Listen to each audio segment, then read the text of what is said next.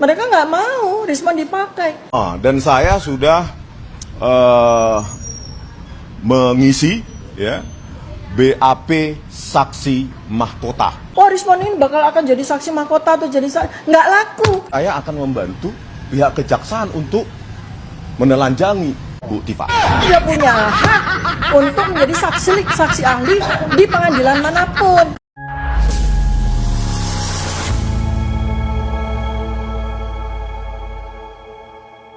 Assalamualaikum warahmatullahi wabarakatuh. Saudara-saudaraku sebangsa dan setanah air, dimanapun kalian berada, semoga kalian selalu dalam kondisi sehat walafiat ya. Berjumpa lagi dengan saya di Gaspol Update. Kami bukanlah buzzer pihak manapun, kami hanya menyajikan keputusan ada di tangan Anda. Teman-teman, ini ada video yang menurut saya cukup menarik ya, yakni tentang almarhum Krismon ya. Yang amarahnya saat ini sudah tidak bisa dibendung lagi ya, kekecewaannya juga kepada si dokter mangkrak ya. Dalam sebuah pernyataannya sambil pakai kacamata hitam ya, macam kuda lumping ya, si almarhum Krismon ini mengaku siap jadi saksi mahkota terkait isu ijazah palsu Jokowi ya. Yang menarik ya, almarhum Krismon ini juga mengaku siap menelanjangi si dokter mangkrak di muka sidang. Aduh, jangan ngeres dulu ya. Yang dimaksud menelanjangi di sini bukan seperti yang kalian pikirkan. Hah? Ya, walaupun mungkin kita semua berharap sama gitu ya. Kata netizen, ya mungkin almarhum Krismon ini ya, ini sampai mengancam akan menelanjangi si dokter mangkrak ya, mungkin karena efek si almarhum Krismon ini tidak pernah diajak karaoke. Beda dengan si reptil karung. Tetapi saya tidak tahu teman-teman ya, apakah video yang akan kita saksikan ini apakah video asli ataukah hasil rekayasa AI ya, atau mungkin memang video asli cuma dipotong-potong ya, yang ya kita saksikan aja lah bareng-bareng ya. Nanti bagaimana komentar Anda silakan tulis di kolom komentar.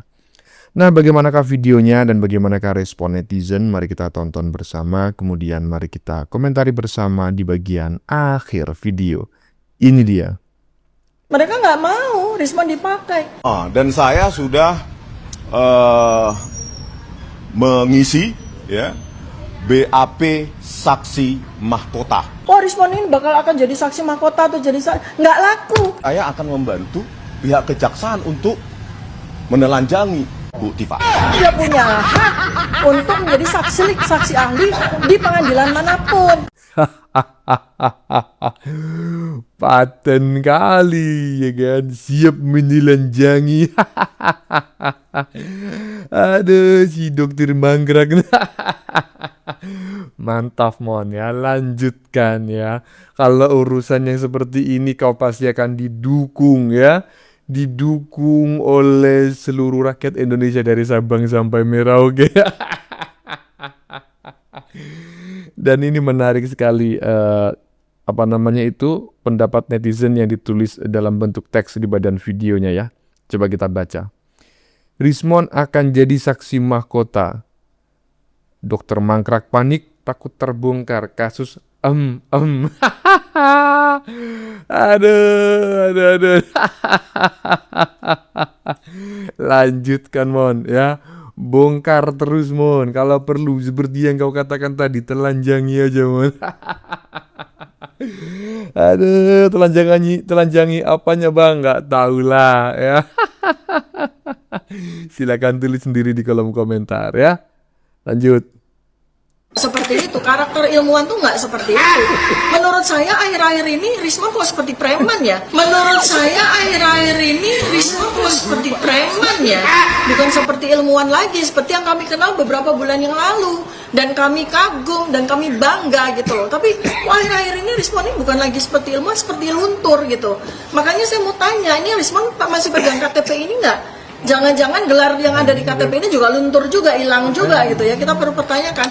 Makanya seperti yang tadi disampaikan oleh Pak Alkatiri ya, kami akan ke Desa Klaten ini juga, ke Kalikotes ini, untuk melihat di Dukcapil di Klaten sana. Ini KTP-nya Rismon benar apa dari Pasar Pramuka nih gitu loh. Kalau pemegang ya kan? kunci surga Karena kalau sudah iya, bicara kita ya, perlu ini pidana loh. Kenapa? Kalau Semua KTP ini itu cuma apa yang dikantongin dilihat di dengan mata dompet, itu salah. nggak dipakai apapun silakan.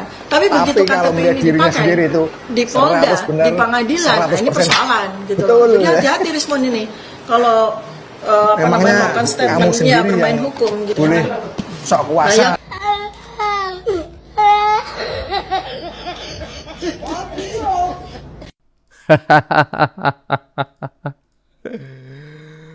Aduh.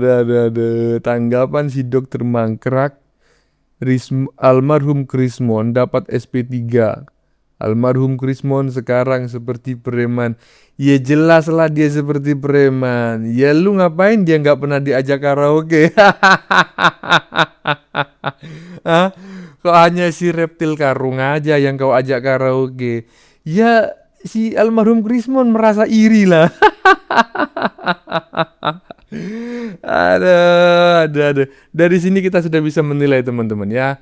Kemungkinan besar si si dokter mangkrak ini menolak ya, atau tidak menerima si almarhum Krismon menjadi saksi mahkota karena dia ketakutan. Hah? Ketakutan. Aduh, kasus skandal om-omnya akan dibongkar oleh almarhum Krismon di muka sidang. Lanjutkan Mon, lanjut. Atau Rosuro saya tantang, 2 aja, nggak usah dibawa cheerleadernya. Titik kehebatan seseorang itu ketika musuh yang paling membencinya berubah menjadi orang yang paling membelanya. Ini jadi gue ingat ya, kayak dulu Sayyidina Umar, dia orang yang paling membenci Rasulullah. Terus tiba-tiba dengan hatinya yang sudah sadar, Umar menjadi pembela yang paling utama. Ya gue nggak ngebandingin ya si Rismon sama si Umar dan Pak Jokowi sama Nabi, enggak. Tapi ini ya seakan-akan gambarnya kayak gitulah. Padahal Rismon dulunya kan sangat membenci kan. Sekarang justru paling mencintai Pak Jokowi, bisa dibilang begitu. Sampai dia rela masang badan buat melawan mereka semua, para pembenci-pembenci Jokowi. Gimana kalian? Berani nggak itu? Terutama Roy itu ditantang sama Rismon. Berani nggak tuh hadepin? Ya, tapi memang kejauhan lah Bang ya. Kalau almarhum Krismon dibandingkan dengan Umar ya. Sahabat Umar ini kan maksudnya adalah Umar bin Khattab ya. Tapi nggak masalah lah. Kami paham apa yang ingin Abang sampaikan begitu. Tetapi membandingkan almarhum Krismon dengan Umar bin Khattab ini seperti membandingkan apa ya? Membandingkan sebongkah emas dengan kotoran ayam. Ya biarlah cukup almarhum Krismon itu ya berhubungan ya dikait-kaitkannya itu dengan si dokter mangkrak aja karena mereka satu level gitu kan. Ya jadi gara-gara nggak diajak karaoke jadinya marah-marah dan siap menelanjangi. Lanjut.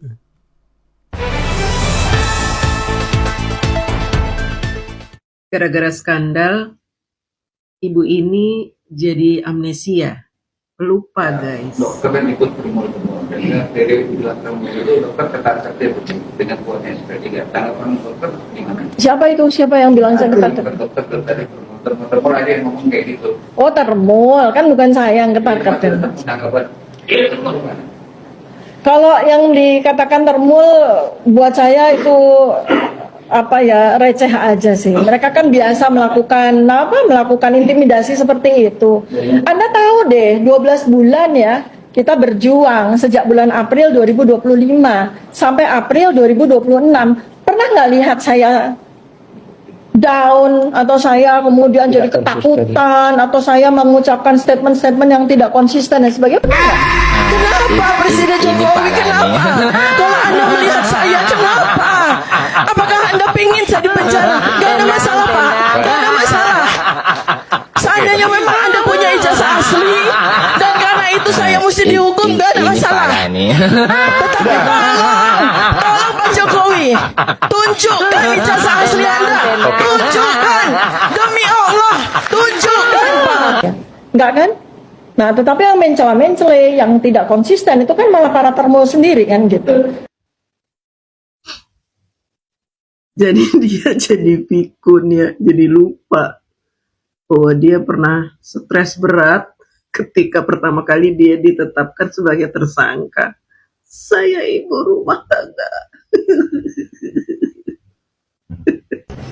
Pertanyaan Dasar saya, spiritualitil. siapa yang kuat secara mentally, physically? Spiritualitil. Spiritualitil. Di kesempatan lain, si Tifa ini ya mengatakan bahwa Pak Jokowi lah yang menginginkan mereka mendapatkan RJ atau diberhentikannya kasus ini gitu. Karena Pak Jokowi, kata dia, Pak Jokowi katanya ketakutan terbukti jasanya palsu. Bodoh sekali dia ini. Jadi dia ingin membuat framing-framing bahwa Rismon, Egy Sujana, Damai Hari Lubis itu dipaksa Pak Jokowi untuk meminta RJ ya. Aduh parah ini ya. Parah sekali kamu tipu. Jadi tanggapan saya adalah bahwa sepertinya Pak Joko Widodo ini membuat sebuah strategi di mana dia mengharapkan atau dengan segala macam termasuk yang sampai ke saya juga ya, bujukan-bujukan untuk RJ dan sebagainya yang sudah disampaikan oleh para termul beberapa waktu yang lalu secara gencar pada saya dan secara tegas saya tolak ya. Dan itu adalah strategi dari Pak Joko Widodo untuk agar seluruh tersangka itu mengajukan RJ dan kemudian akan diberi SP3. Seperti juga yang masyarakat ketahui ya bahwa ada pihak-pihak yang melakukan jalur itu ya, jalur pengampunan itu kan gitu ya, yaitu Egy Sujana kemudian Damai Hari Lubis ya mengajukan pengampunan dan kemudian disusul dengan Rismon gitu kan, seperti itu. Nah, mestinya dalam beberapa kurun waktu kemarin itu Pak Joko Widodo ingin semuanya gitu ya. Ya saya, ya Mas Roy Suryo, ya Bu Kurnia, ada Pak Rizal dan Bang Rustam Effendi mestinya gitu ya. Jadi artinya saya bisa membaca begini, SP3 Rismon itu dijadikan sebagai sebuah gimmick gitu ya, atau sebuah offering ya kepada para tersangka ini agar mereka mau atau termasuk saya itu mau untuk mengajukan RJ, sowan ke Solo ya, kemudian mengajukan apa namanya SP3 dan sebagainya gitu ya, seperti itu. Si Tifa ini selain dia suka uhu-uhu ya dengan suami orang, dia juga suka mengarang cerita. Saya ketika ketemu dengan Bapak Jokowi di bulan Desember 2025, tanggal 19 tepatnya bersama teman-teman, saya sempat bertanya, Pak, mengenai Roy, Tifa, dan Rismon ini bagaimana? Apakah Bapak akan memaafkan? Karena saya dengar Bapak katanya mau memberi maaf kalau mereka minta maaf. Pak Jokowi tegas-tegas mengatakan, yang 5 ini saya maafkan, tapi kalau yang 3 ini saya pikir-pikir dulu. Saya harus berpikir sebelum memaafkan mereka. Jadi nggak ada Pak Jokowi itu punya niat memaafkan si tipu, kemudian Roy Panci, dan Rismon sebenarnya enggak. Pak Jokowi karena sudah kesal sekali dengan 3 orang ini. Tapi ketika Rismon datang dengan wajah memelas, dengan berharap, karena dia mengaku dia stres, dia nggak bisa tidur, duitnya habis, Pak Jokowi kasihan. Pak Jokowi itu orang baik.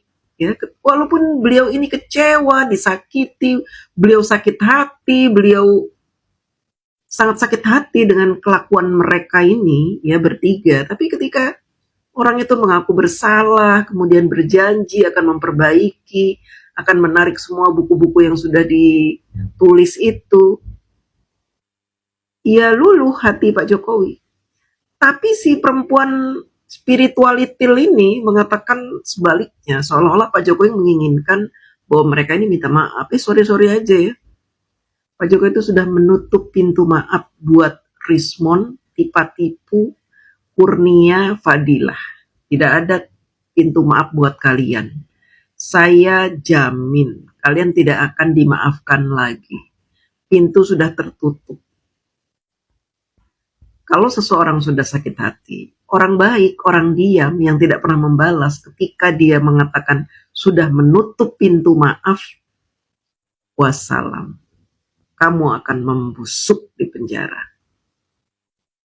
Kita akan dengarkan ocehan dia di depan wartawan. Jelas ijazah yang muncul ya tanggal 1 April 2025 itu jelas ijazah palsu. Jadi udah nggak usah dipertanyakan, apalagi dibawa sampai ke hukum. Yang lebih penting sekarang adalah bagaimana Pak Jokowi itu sehat. Bahwa sebetulnya yang dibutuhkan di dalam kasus ini itu adalah hormonal. Hormonal harus bekerja dengan baik. Pak Jokowi itu terlalu sering buka HP, benar. Tadi saya diskusi sama beliau tuh, itu membangkitkan kortisol terus-terusan sehingga akal sehat itu menjadi gelap. Sekarang ini yang paling penting bagi Pak Jokowi itu bukan soal ijazah. Ijazah udah jelas, udah kami jelaskan dalam buku Jokowi's White Paper. Jelas ijazah yang muncul ya tanggal 1 April 2025 itu jelas ijazah palsu. Jadi udah nggak usah dipertanyakan, apalagi dibawa sampai ke hukum. Yang lebih penting sekarang adalah bagaimana Pak Jokowi itu sehat. Karena itu yang lebih berbahaya bagi beliau. Dan beliau sangat membutuhkan hormon agar autoimunnya bisa decrease. Ya, saya sangat khawatir loh. Karena apa? Sudah terjadi DVT, deep vein thrombosis. Ini orang-orang dekatnya beliau sudah mengatakan kakinya makin menghitam, badannya makin menghitam. Kita sedih nggak tuh mantan presiden kok dikalahkan sama sakit yang resikonya mematikan. Ini ucapan dia sebelum dia ditetapkan sebagai tersangka, jadi masih sok-sokan. Katanya jelas ijazah Pak Jokowi tanggal 1 April itu palsu, bajingan deh. Ya, spiritualitil yang tidak punya adab, tidak punya sopan santun, kurang ajar. Memang layak dia ini di penjara ya, karena kesombongannya, karena keangkuhannya, bahkan dia sama sekali tidak menghargai Pak Jokowi. Mengatakan bahwa Pak Jokowi sebaiknya sehat. Pak Jokowi sekarang sudah sehat, Bu. Ya mungkin kamu yang mentalnya sakit sekarang. Pak Jokowi sudah sehat, ganteng. Lihat ini, Pak Jokowi ganteng. Ketika saya menemui Pak Jokowi, kapan ya? Kemarin tanggal 7 April, beliau itu ganteng banget teman-teman ya, makanya saya tuh belakangan ini gembira karena Pak Jokowi ini kelihatannya sudah mempersiapkan diri untuk berlaga di pertempuran tahun 2029, nanti akan dimulai di awal tahun 2027. Pak Jokowi akan mulai belusukan ke desa-desa bersama para relawannya untuk menjaring suara-suara, untuk mendekati rakyat yang belum sempat beliau datangi. Beliau ingin mengatakan kepada rakyat bahwa beliau masih peduli kepada rakyat. Beliau tidak akan meninggalkan rakyat sampai kapanpun, sampai negara ini menjadi negara yang maju, menjadi negara yang disegani oleh asing, menjadi negara yang kuat, mandiri, bisa swasembada pangan, rakyatnya sejahtera. Untuk mewujudkan cita-cita ini memang kita butuh waktu yang sangat lama. Makanya Pak Jokowi membuat target Indonesia Emas di tahun 2045. Target ini harus tercapai dengan cara apa? Terus-menerus memberi pemahaman kepada rakyat, terutama rakyat awam yang tidak memahami banyak hal dan mudah dipengaruhi oleh isu, hoax, fitnah, adu domba yang tersebar di dunia medsos sehingga gampang terpengaruh oleh isu-isu itu. Kita wajib tiap hari memberitahu kepada saudara-saudara kita, terutama akar rumput, agar mereka tidak terpengaruh oleh isu, hoax, fitnah, berita-berita bohong, dan adu domba ini. Makanya dibutuhkan relawan-relawan bersama Bapak Jokowi, bareng-bareng, turun langsung ke akar rumput, menjelaskan ini. Jadi kita tidak hanya jago di medsos, kita harus turun ke lapangan sampai ke akar rumput. Menjelaskan bahwa negara kita butuh suara-suara rakyat, butuh suara-suara akar rumput, agar Indonesia bisa mencapai cita-citanya menjadi Indonesia Emas di tahun 2045. Nah, orang-orang seperti tipe-tipe ini, seperti Roy Panci, Fadilah, Kurnia, Wuri, Baret itu, kemudian Mary, Rafli Harun, dan pembenci-pembenci Pak Jokowi ini tidak memahami itu. Mereka hanya ingin menjatuhkan Pak Jokowi. Mereka tidak melihat bahwa cita-cita Pak Jokowi untuk negara ini sangat tinggi dan mulia. Mereka hanya mengedepankan kebencian, iri, dengki terhadap keberhasilan Pak Jokowi memimpin Indonesia, terhadap keberhasilan Mas Gibran memimpin Solo, dan akhirnya sekarang sedang mencetak prestasi untuk menjadi pemimpin yang baik di negara ini. Mas Gibran akan menjadi wakil rakyat termuda yang berhasil menjadi pemimpin yang dicintai oleh rakyat. Terima kasih.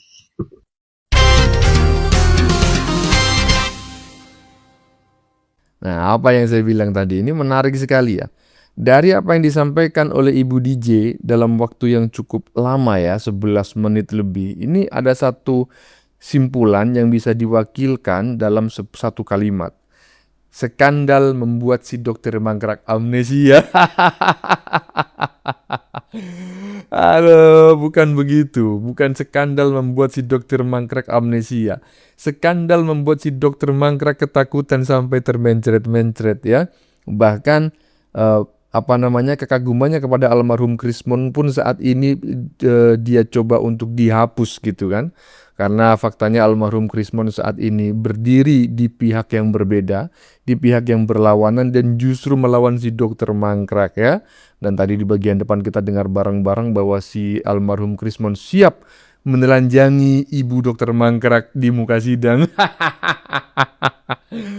Efek nggak pernah diajak karaoke.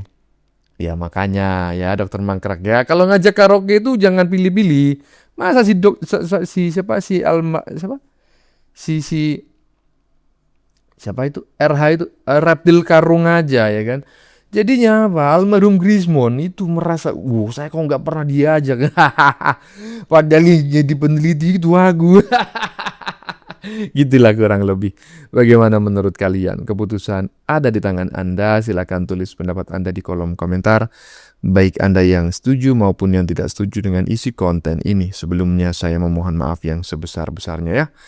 Jika dalam penyajian konten ini ada kata-kata yang menyinggung, kurang tepat penggunaannya, atau ada data yang dianggap keliru atau salah, saya memohon maaf yang sebesar-besarnya. Kita jumpa lagi di lain video. Salam NKRI.